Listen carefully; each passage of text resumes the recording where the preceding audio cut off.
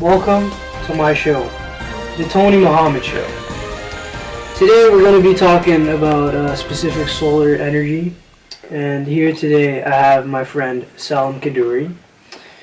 So Salem, would you like to tell everyone here, we have an audience behind the camera by the way, thank you guys for coming here. Thank you. Would you like to tell us right now, Salem, what do you do? Well, certainly, Tony. Well, I'm a division general manager for solar PV power generation. Fantastic, man. Now, can you go ahead and tell everyone here what you'll be talking about today? Certainly. Well, today I'll be talking about all about solar panels, pros, cons, prices, effects, and general ideas. Okay. Now, can you tell us about solar energy specifically in Canada? Sure. Solar energy is the cleanest, most abundant renewable energy source available, and Canada has an excellent solar resource shining across the nation. Today's technology allows us to capture this energy in several ways, giving the public and commercial entities flexible ways to employ both the heat, light of the sun. Wow, that seems very interesting.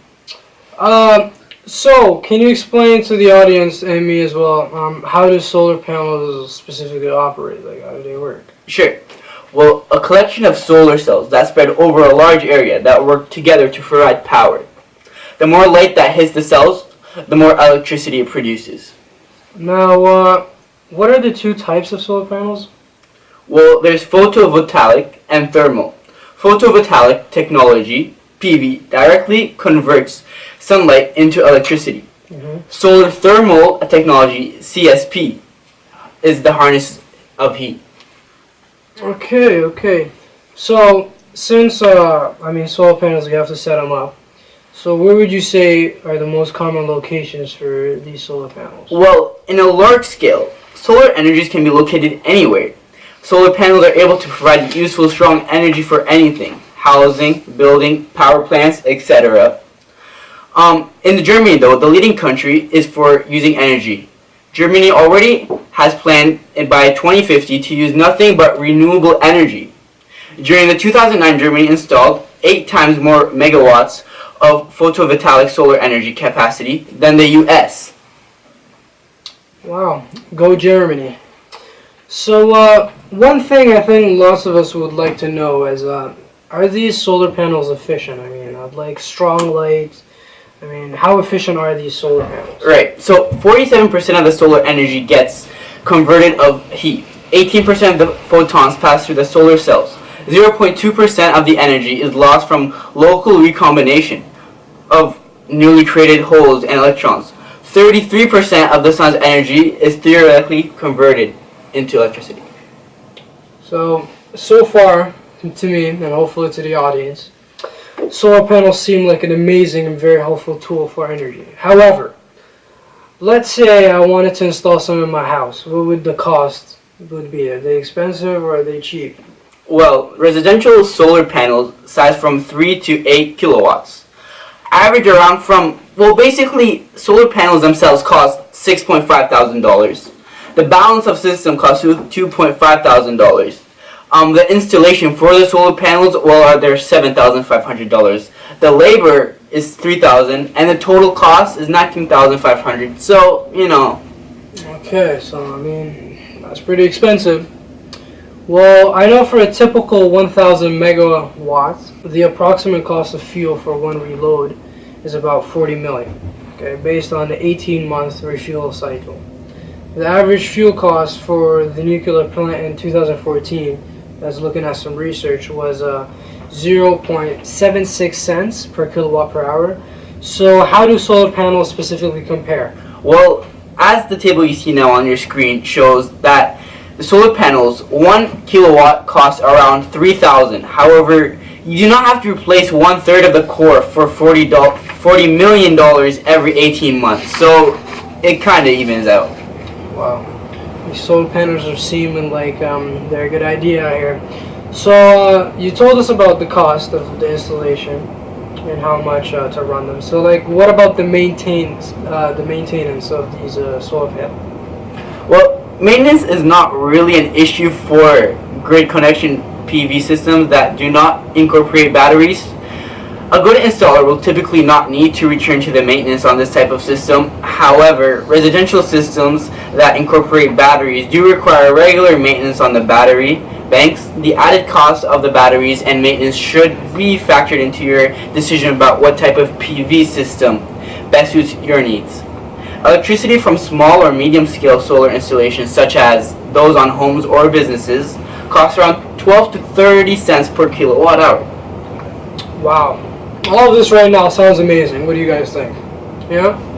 Yeah. And I'm pretty sure a lot of environmental benefits. Is the government helping in any way to encourage the solar panels? I mean, Germany, I think they're getting help, but like right now, is the government helping or no? Well, yeah, in Canada certainly. Canada's Eco Energy Ontario homeowners can get $1,250 grants from the Canadian government for a new solar hot water system. The government of Canada grants up to $5,000 for home energy renovations through the Eco Energy Reprofit Homes programs. As of yet, there are no private funding that can be found. However, through connections, I'm sure there are a few. Okay, wow.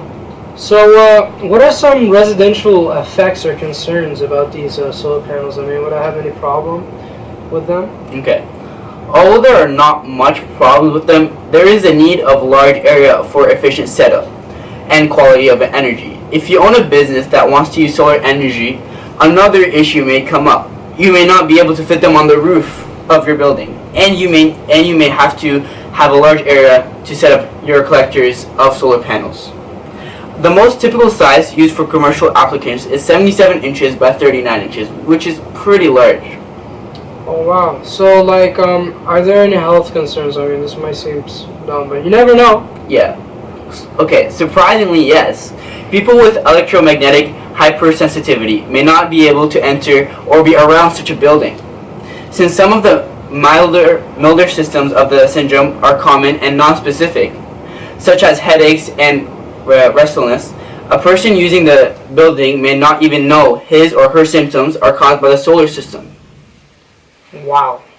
I mean, you guess you never know what could be the effects of anything. I mean, water could be bad, but hey, we're drinking Compliments water. Go check them out. Great water. Sponsor us, please. I would like to ask you, what are the environmental implications of this solar panels? Well, there are a lot. So, for the purpose of this interview, I'm only going to talk about land use, water use, the hazardous materials, and its life cycle. Okay, so since you said there's a lot, we'll be right back, and here's some special messages from our sponsors.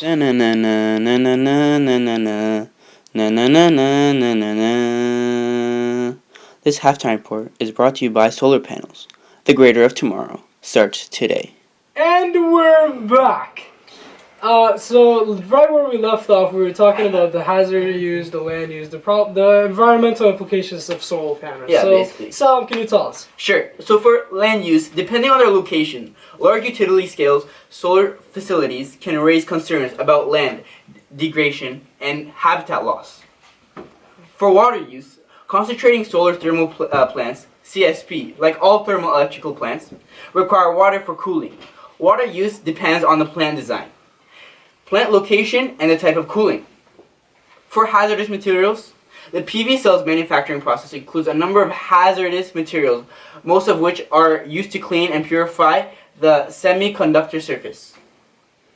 The life cycle global warming emissions.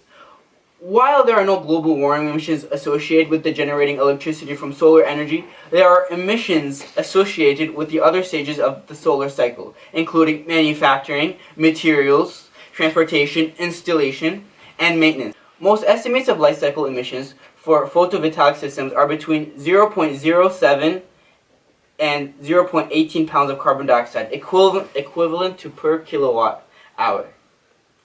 So, I'm going to take you back right now. Wait, how'd you think of this first of all?